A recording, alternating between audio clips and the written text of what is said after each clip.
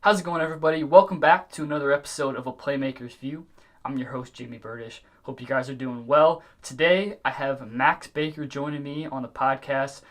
Max is a writer for the football team over at Missouri University, or better known as Mizzou, and he also writes for Columbia College, which is a local college in Columbia. I'm going to be talking with Max a little bit about his whole experience over at Mizzou and kind of what his plans are for the future. He's an up and coming sports writer, very passionate about what he's doing and all that good stuff. So, without further ado, we'll welcome in Max and get things going. So, here we go.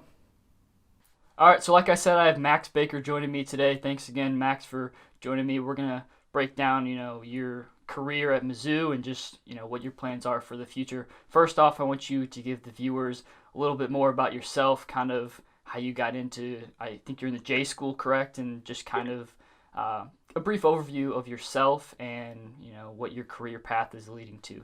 Yeah, thanks so much for having me. I was listening to your Pat Maroon podcast a couple days ago, and I was so cool. I didn't see that until I heard about your show, but this is so cool. I saw the different people you had on, and it was really neat. So it's thanks again. Yeah. But yeah, so I'm a junior in the Mizzou J School, and I cover Mizzou football for the Columbia Missouri, and I also cover a couple other sports, Columbia College, like all their sports, and Mizzou wrestling. Um, and I've been doing that since the beginning of January and like this semester. And then before that, I covered Mizzou football, basketball for the student newspaper, which was just like a club sort of volunteer type thing. This is more of like a professional newspaper where you cover the team and you have an editor that's paid and you have different bunch of editors. Like it's all it's like a business almost, but you're like a student working with it. And now, yeah, I like even like an hour ago, I just hopped off a Zoom call with the Mizzou coach Eli Drinkwitz, and he was like, it was just that's what I was doing. So I've spent a lot of time just like hopping in and out of Zoom calls with players and coaches, talking to them about the season and different things going on with the virus and everything.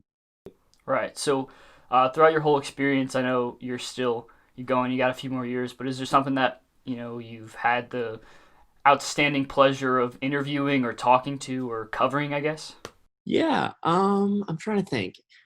Well, I okay. So recently, I don't know that this was like it's not like my favorite interview in the world, but I talked to I don't know if you watched the 30 for 30 Long Gone Summer a couple days on Sunday about McGuire and Sosa, but I talked to the director who was a Mizzou grad, and I talked to a couple other people who were in the documentary, the reporters TJ Quinn, and then the photo director. I talked to him as well, and that was kind of cool. I don't know, that wasn't like it wasn't my best interview ever because I kind of heard about it last minute that he was a Mizzou grad and talked to him. Um, but I've talked to, I don't know, some of the best interviews I've done were probably with just Mizzou commits that I've talked to one on one. Like this kid named Ennis Rakestraw. I wrote a story on him. He's a Mizzou commit who didn't have any offers going into his senior year of high school. He was like a premature kid. Um, his mom had him at 15 years old. Like it was just interesting talking to him and like thinking about him because those are the people like that don't really get covered as much because they're not like in college yet. So yeah, I enjoyed talking to them. I mean, of course, I've interviewed like more famous type of people, but I don't, you don't always get the best interviews from them because they're doing it all the time. They don't really, you don't get that personal sort of connection that you would with someone who doesn't always get covered. Right. So, what is something like your passion for writing and all that stuff? Where does that come from? Is it just because of your love of sports, or, did you just as a kid always want to cover sports? Yeah, I in like seventh grade, I did a broadcasting camp. I did it for 2 years actually. I don't remember if it was seventh and eighth grade or whatnot, but I did a broad camp in Chicago. So I kind of learned about journalism there. And then, I've always loved sports. Obviously, I know me and you would always talk sports when we were younger too. So even, when just, sports have always been a thing that I'm passionate about, most passionate about, or know the most about at least. And so and then in ninth grade, I was approached to be on. Was that no? I don't think I'm getting my. This was after my bar mitzvah.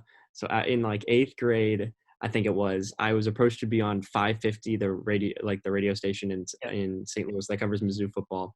I was approached to be on that show from 11 o'clock at night to midnight on Friday nights, and like my mom had to approve to do it because I was so young and they had to drive me to the station. And I talk sports every Friday with the host and the co-host who were, professional radio talk show people. And that's where I really found that was like, yeah, I'm definitely not going to be good enough at sports to do it high school or even in, just for fun. So I was like, I might as well use my knowledge of sports and my, I didn't always love writing, but I sort of kind of developed, liking writing. Yeah. So doing that and, being able to cover sports, talk to sports, be around the game of sports really made me want to do this into college and stuff like that. Is there some sort of moment that you really, I guess, are grateful for or appreciate throughout your experience that has really, boosted your, I guess, intelligence in the area of writing and being a journalist?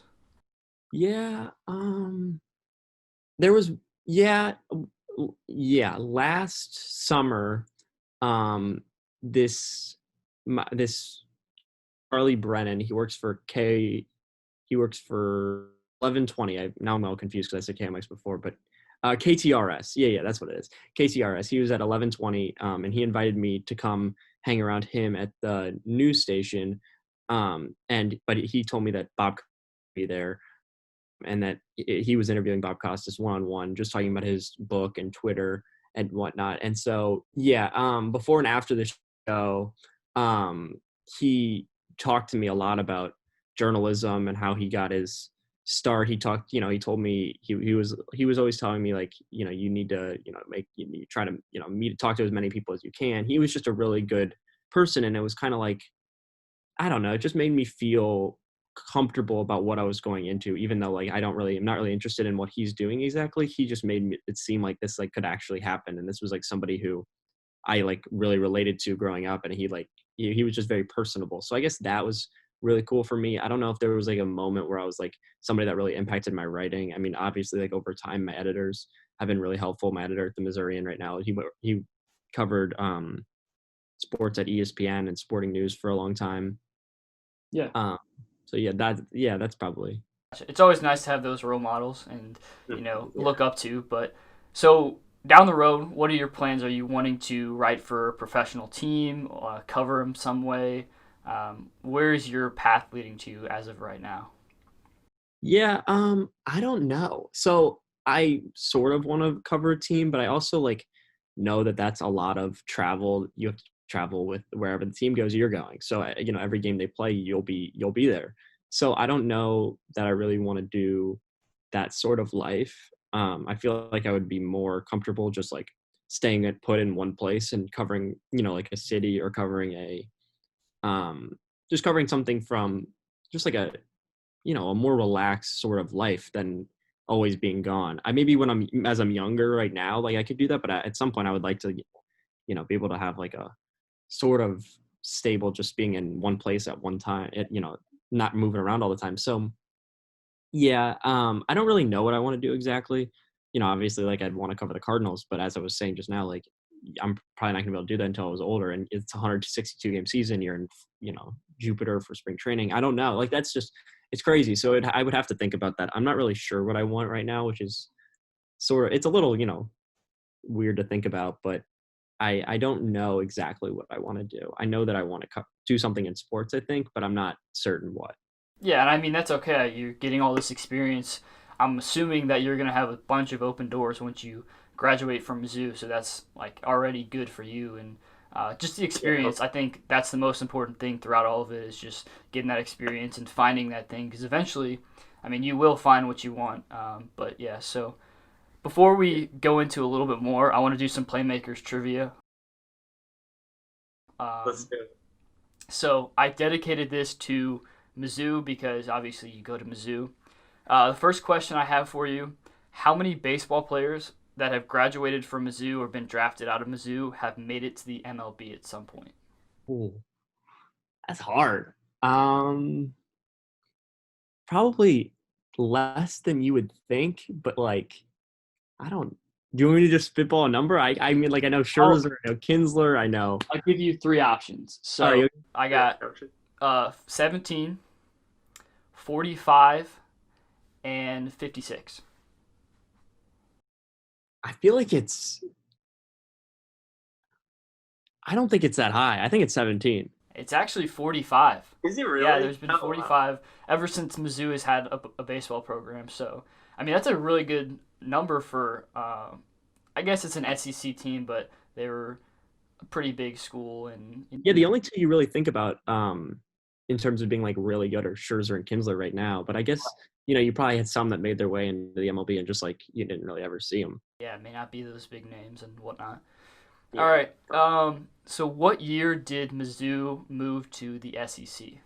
That was in 20 it was they had the 2012 football season, which was in the SEC. That was their first year. So I yeah, if it was, I don't remember. I can't remember if it was like in January of 2012 or if it was the beginning of end of 2011. Yeah, I'm pretty sure Mizzou football was the first team to play in that conference. So Yeah, so summer of 2012. right.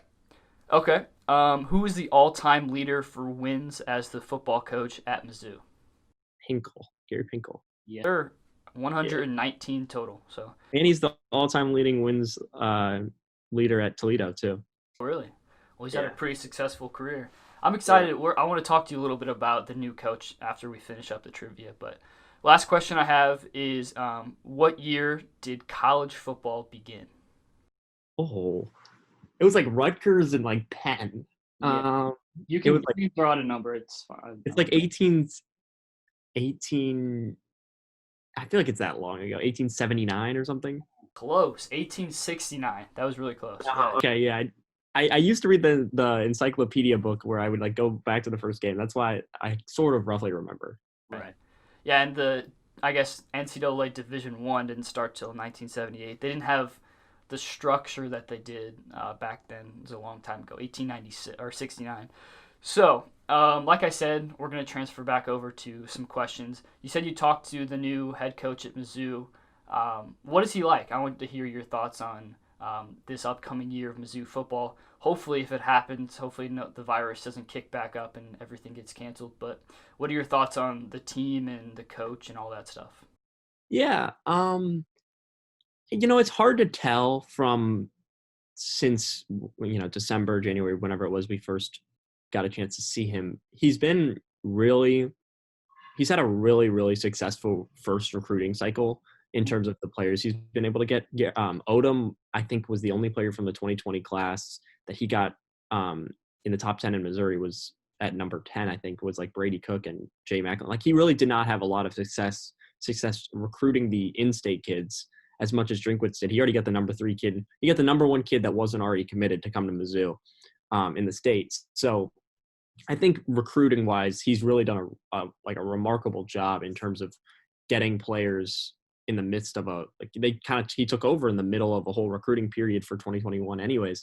So it's kind of remarkable that he's been able to produce such a good class. They're not top 10, they're not top 15, they're not whatnot, but a lot of times you'll see a big rebuild with new coaches and, having to navigate the area because like they only kept like 1 or 2 coaches on staff from the previous from Odom's staff. So it's kind of hard to maintain to build those relationships when everybody else has a head start at that. So I'm kind of impressed with that.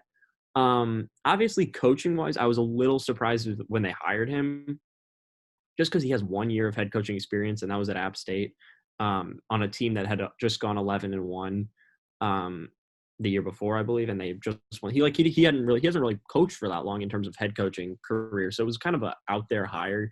I don't know if that's good or bad. It's just there's a lot of unknown with him. But I think he's really surrounded himself with his assistant coaches that have had a lot of success in terms of where they've been.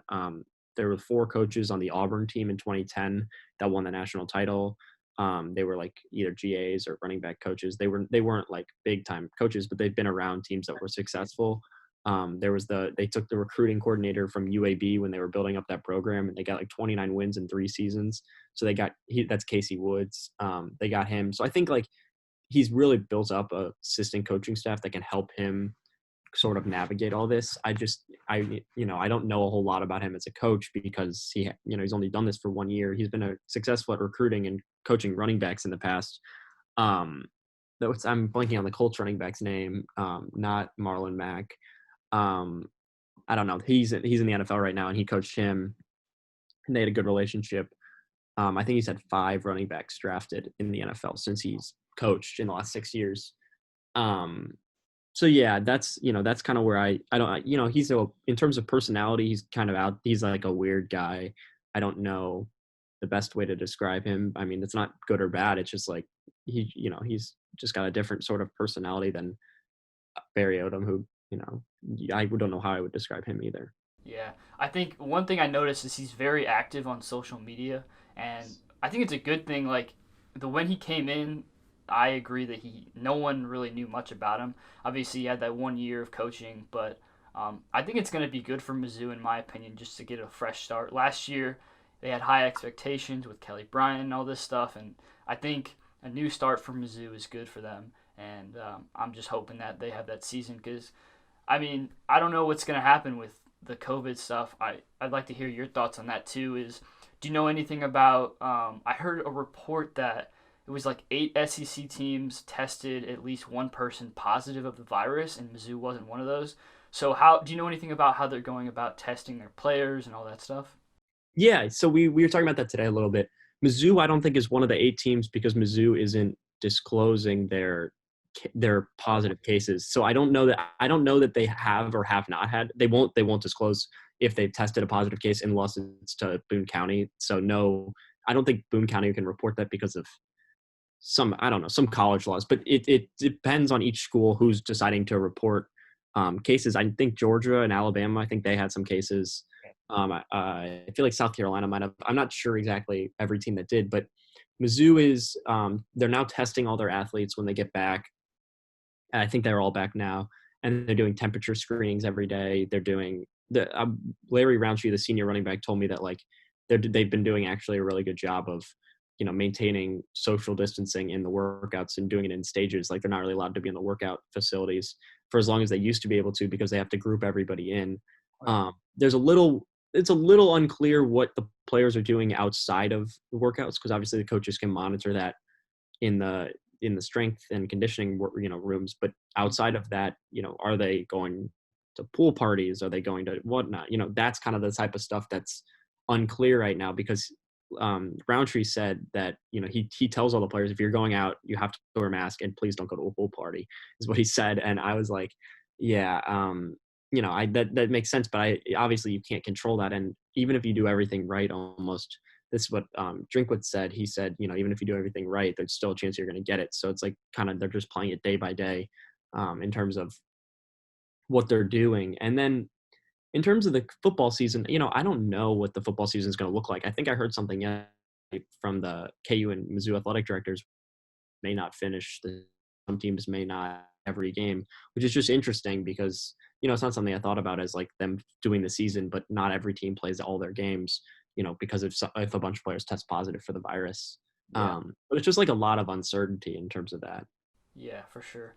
And I mean, for you covering it too, you don't know what you're going to be doing if you're going to be allowed to actually be there and have fans and all that stuff. You might have to watch it on the TV and write your reports and all that. So definitely, It's unclear. yeah, it's definitely interesting. And I mean, our whole world has changed. It's our new world. So yeah, but I mean, we can wrap things up. I appreciate you coming on again. I want you to give maybe one or two final thoughts for people who are going into the field of journalism, maybe some words of wisdom for them, and just kind of talk a little bit more about your experience and what you've grown, how you've grown and developed throughout the years. Yeah. I would say, I don't know, I'm not some expert here, but I've been a little bit successful in terms of, getting my foot in the door and learning a little bit how to cover a college sports team. But I would say that the number one thing would just be like, don't be afraid to, you know, go out there and go the extra mile to cover something that people aren't really looking at in terms of just like a story. So, one thing I'll say is like, it can be kind of frightening to direct message a recruit or try and ask them for their mom's number if you want to talk to them. But like, those are the stories that they really, people read those because they're different than everything that people are reading about. Like, not everyone cares about if who's going to be the rushing leader for Mizzou, who's going to do that. So like, just going the extra mile and trying to find the human element in terms of where they're from, what makes them motivated in terms of why are they at Mizzou, what just all the different things that you wouldn't normally think about. Those are like the stories that I always try to go after. The other thing is like just being active on social media, I think is pretty big just to promote your writing, even if it's, nobody's reading it. I mean, somebody might see it one day and just that's the only reason I use Twitter. I'm not really active on any other social media, but I just try and tweet out my writing just to just so the players see it, because then it gives more people eyes on your story, which is always nice. So that's really, it's good to have a good social media and to tag as many people as possible in terms of your stories. Um, yeah, I don't know. I'm not the best person to speak on it. I'm still learning. I'm still growing as a student journalist. I'm not perfect or anywhere close to it, but it's been really fun just being around the team and being around other journalists and learning from them and listening to their questions. Like today, I didn't ask a single question in the Zoom call, even though like I had some, but I wasn't really sure what I was going to write. But I learned sort of what the journalists at the Kansas City Star and the journalists at Power Mizzou and all those places, what they were asking. And you kind of take that in and learn, how to best handle that for the next Zoom call, because some people just kind of ask questions just to ask questions. And I don't know that that's always the best way to go about a Zoom call, because you're not really helping your story. You're just wanting to know the answer. So I don't know. I kind of went off on a tangent, but Yeah. I think that's, I think, I think you're all kind of growing, and you can always reach out to other journalists. I think a lot of people are always willing to help, even though it's kind of a competitive field and you're not really trying to give other people information you have, but people are always willing to look at your writing and look at your stories. So, and that's something I always do with, younger writers as well. So like I always am willing to just sit down with them and look at their stories and talk to them about it. So that's just something I really like doing as well. Sure. Yeah. All right, last thing I want to ask you.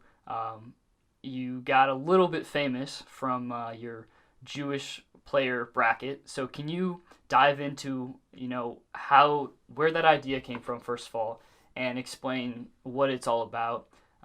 Obviously, don't mean to, burst your bubble, but you left out Seinfeld. And so, I did. Oh my gosh!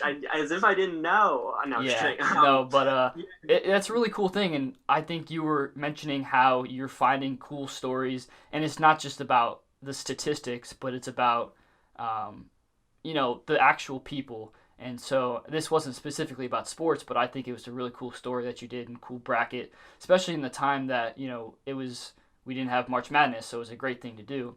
So I want you to explain to the viewers a little bit about what that was and how that kind of got pretty famous. Yeah. It started off super super random, but basically there were some March Madness brackets that had been created by people with like their best songs, whatnot. I mean, I'd seen some on Twitter, but I hadn't really thought about it. I didn't do any of them. I didn't look at them. So at 1 a.m. or so, I was kind of like, I kind of want to create a bracket of best Jewish people, like just like not best, I don't know how to Yeah. describe it. Most famous. I don't, it's kind of like whatever in terms of that. So I created just like a list at like 1 a.m. and said to my Hillo director at Mizzou, and I sort of just got involved at Hillo. I'm an engagement intern. I don't do, I don't go there every week, but I go there sometimes to just hang out with friends. And I was like, here's this idea I have. I think, we haven't really tweeted anything in over a year. I think this would be kind of a cool way to get people involved. We have this Facebook group. Nobody's doing anything right now. We're just, everybody's just sitting there. So I created this bracket. I sent it to him. I forgot Seinfeld, which was a that was dumb, because I included Seinfeld. I concluded what's his name, the other guy on Seinfeld as well. Mm. So I was just but no, I created it at 1 a.m. and everyone was treating it as if like I had spent like hours and hours and hours on this thing, when I really the only people that I really focused on seating were like Jesus and Michael Bloomberg and Moses. Like I just put them as the one seats because like I thought that would be funny, but like I really didn't think that much about the seating. So like when it went viral, everyone's like, how could you do this? How could you do this? I was like, well, I spent about an hour on this.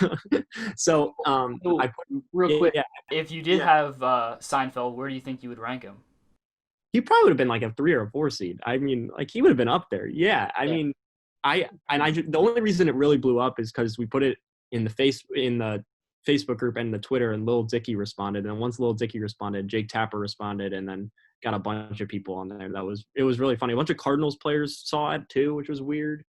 I don't know, it was weird, but it was really, really, really fun. Yeah, cool experience, and I think we can just kind of finish things off. I just wanted to add that because I think it's a super cool thing that you did, and it's always about finding the stories where people, you never know when you write a story how much it's gonna blow up. But like you said, it just came with an idea. You were sitting in your bed at one, and it happens. So I think that's an important message. Is just if you have something in your mind, just put it down on paper, and sometimes it can blow up. So. Like I said, I appreciate you coming on, and we'll have you on again when Mizzou football starts back up. I'd love to talk to you about the season and how things are going there. But I'll link your social media, all that good stuff. And yeah, so thank you guys for joining me today on a Playmakers View. And as always, we'll be back with you guys next week for another episode.